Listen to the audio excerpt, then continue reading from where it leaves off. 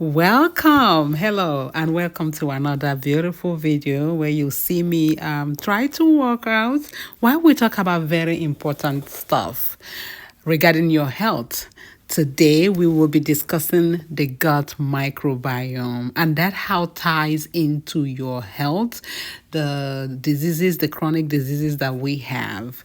So the microbiome is the gut microbiome are all the trillions of bacteria, viruses, fungi that live inside of us, right? It's so crazy to think about it. We live inside of us, they go to places with us, they do everything with us. They form the gut microbiome. They are unique to each of us. So for every single one of us, this community of organisms are different depending on what we eat and how we live and even where we live. Things that affect what your gut microbiome looks like. Yes, what you eat, where you live, your environment matters. And also your attitude towards medication. What kind of medications you've taken in the last few weeks, months, and years. Medications like antibiotics, birth control, antacids, your Prilosec, which is omeprazole, all those medications, the Pepcid that you take, the pantoprazole or Protonix that you take because you have heartburn, all of that, they tie into what kind of microorganism we end up having. So when I say your diet, you're what you eat or what you don't eat, right? All of that.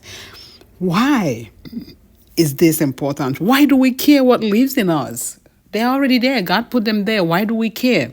Because they end up affecting how we feel.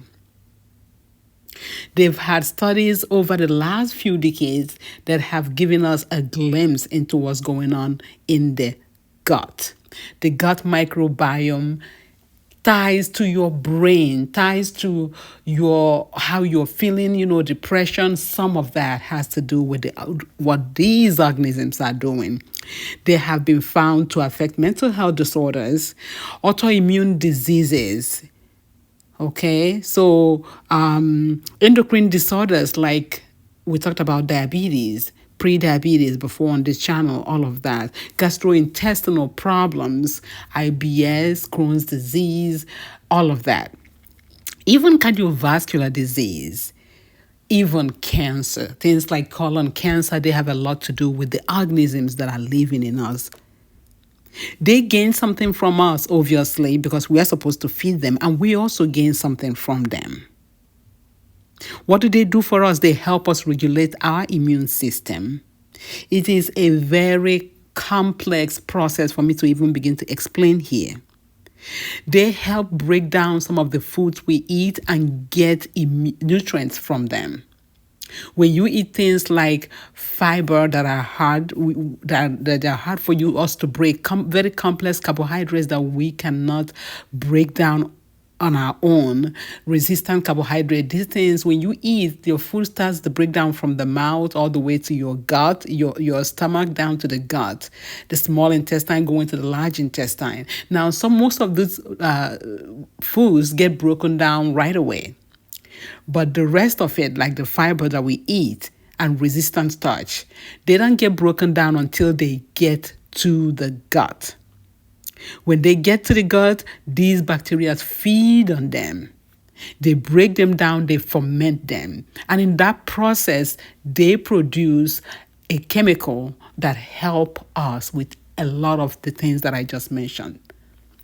Butyrate. So butyrate can help us with weight control. Do you know people are actually trying to sell these as pills, butyrate? But we can get it for free. All we gotta do is feed these organisms what they need to eat. And that is not sugar. And that is not your bad fats. Things like polyphenols that comes from coffee, green tea, and other good sources. Those are what they feed on. So when bacteria digest this fiber, what they do is they produce the short chain fatty acids, and that's the butyrate. Butyrate not only helps us, it also nourishes our gut barrier. In the intestine itself, there is a barrier that helps us. It doesn't, so that it doesn't break down and people get leaky gut, if you've heard of leaky gut. But butyrate will help us to prevent that. And we talked about improving our immune function and protecting us from things and helping us prevent things like colon cancer. And the biggest one also, inflammation. I talked about autoimmune disease, psoriasis, and all the other autoimmune disease. They are as a result of inflammation. When we have butyrate within us, and again, that comes from our microbiome, from those bacteria and other organisms, it protects us from that. Butyrate are also found in butter, in milk products, goat cheese, Parmesan cheese, but these are very small amounts. You will have to eat a lot of these foods for you to be able to get a very small amount of butyrate. But the gut bacteria, as long as we, feed it the right kind of food, which is, again, fiber, polyphenols, all of that, your vegetables, all of that, it will be able to produce a larger amount of butyrate for us. It's like you feed me, I feed you, right? So when you eat foods that are low in fiber, this is why I'm not a fan of just carnivore diet where they eat only meat. When you eat a lot of low fiber foods, you starve your good gut bacteria to death. To survive, some of them actually turn around and start eating your intestine walls, But the point is, the more they die away, if you're eating food, mostly sugar-containing foods, then you get to grow the bad ones. Have you seen those patients who have very high blood sugars from their diabetes? They end up having all those vaginal infections, yeast infections, because those things like sugar. So that's what happens. Also, how food is prepared makes a huge difference. It matters. So you want to eat foods that are minimally processed. You want your vegetables to be lightly cooked, fresh, or not where they lose all their nutrients. And you want to eat variety of them. Because even though we're learning about what's going on with the gut microbiome, there is still a lot to learn. Speaking of how we prepare food, this is where fermented food comes in. So when you ferment food, you grow good bacteria.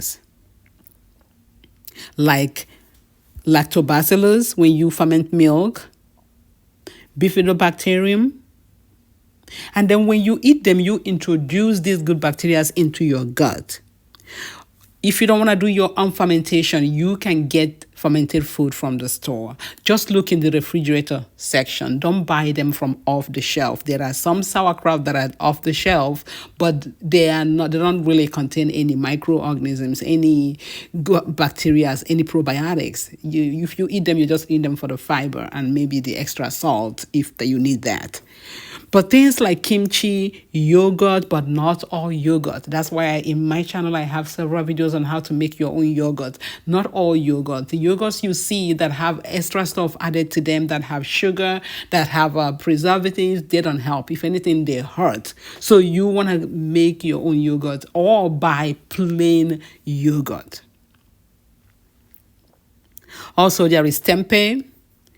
And that's a fermented, I believe, soya beans prepared in a different way. And then there's kombucha. Now, a word about kombucha. When you look at the stores, you will see a lot of kombucha, which is like a fermented drink, but some of them have a lot of sugar because naturally they don't taste good. Kombucha wouldn't taste good naturally. So you have to read your labels. You have to look at it and make sure it doesn't have sugar and other additives. You don't want it to have color either.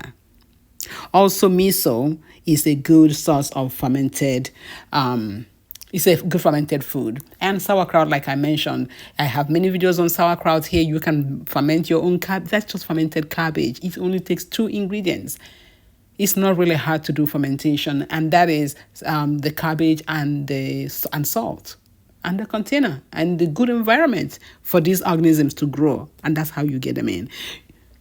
And I've been asked before, what is the best probiotics to buy out there?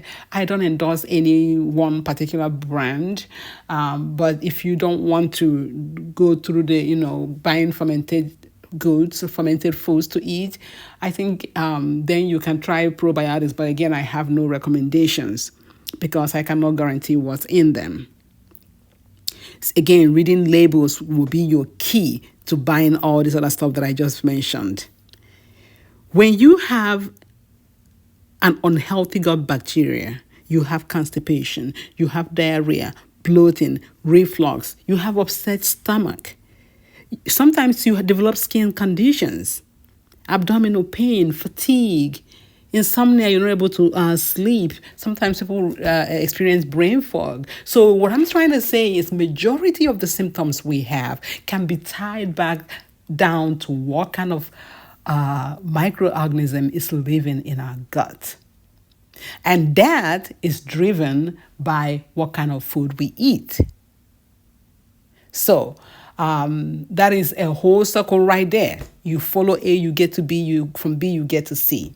So I would say thank you for coming and watching. I would say keep changing your diet, keep improving it. Exercise helps a lot to get all the bad stuff out of us. Exercise helps to maintain a good health, basically. Again, keep living well. We'll see you on the next one. If you're enjoying my videos, please like them when you watch them.